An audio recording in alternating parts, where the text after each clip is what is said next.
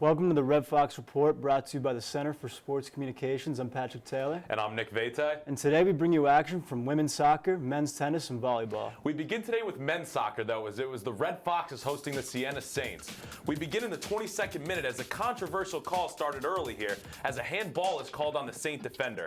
Hard to tell from the replay if it hit his chest or his arm, but either way, the ensuing penalty kick would be taken by Jake Schulman. He was the hero of last year's MAC championship, hammering in the game-winning penalty kick against Ryder. And here he makes this one look routine, giving Marist an early 1-0 lead.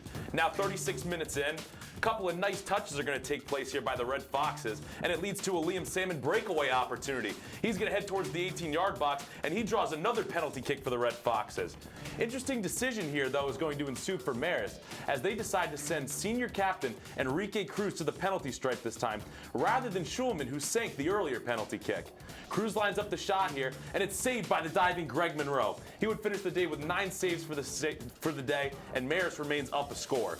Into the second half now, Siena gets their equalizer as the cross finds the head of Thomas Sterodegard. That's his team-leading 5th goal on the season for the Siena striker, and the Saints, who applied pressure all second half, got their equalizer. Not even a minute later, again the Saints get a goal, and again it's Sterodegard. That's his 5th game-winning goal on the season. Siena would hang on to win the game and deliver Marist their 3rd conference loss in a row. Turning now to women's soccer, where Marist visited Siena in a critical MAC matchup where the Red Foxes looked to redeem themselves following last year's matchup in which they lost 1-0 in the 16th minute of play. Leah Barbieri takes a shot, rebounds the save, and passes it in for Amanda Cardarelli, who fires one home to put Marist up 1-0. That is Cardarelli's third goal of the season. Later on, just under 3 minutes later, Marist, carrying the momentum in now, Samantha Sterno crosses one in for Grace Heddig, who puts the header in, although it is called back for offsides. Later on, 30 minutes to go in the second half, Siena coming out strong. Freshman Kate Flanagan puts an absolute beauty of a top left bin strike in for her first collegiate goal to even the score at 1. What a way to get your name on the stat sheet.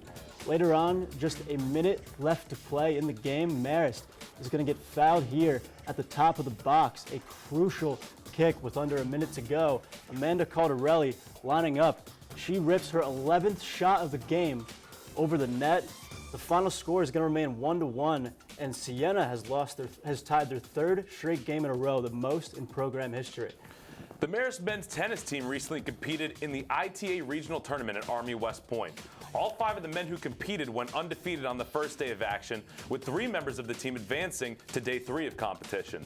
Dylan Friedman advanced to the 3rd round of the singles tournament before losing in 2 sets. Meanwhile, Thomas Gomez and Alex Thompson also had a successful run in the men's doubles tournament before being eliminated in the round of 16. The Red Foxes are back in action October 21st and 22nd when they host the 2022 Marist Invitational.